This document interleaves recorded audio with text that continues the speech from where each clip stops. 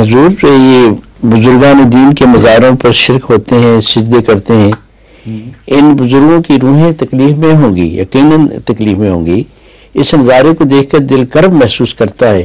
ان کو سمجھانے کا کیا طریق ہو سکتا ہے؟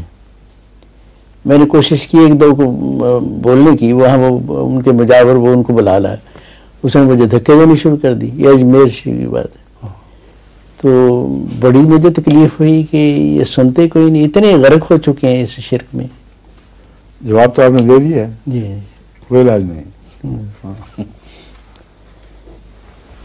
دھکے کھانے والی بات ہے.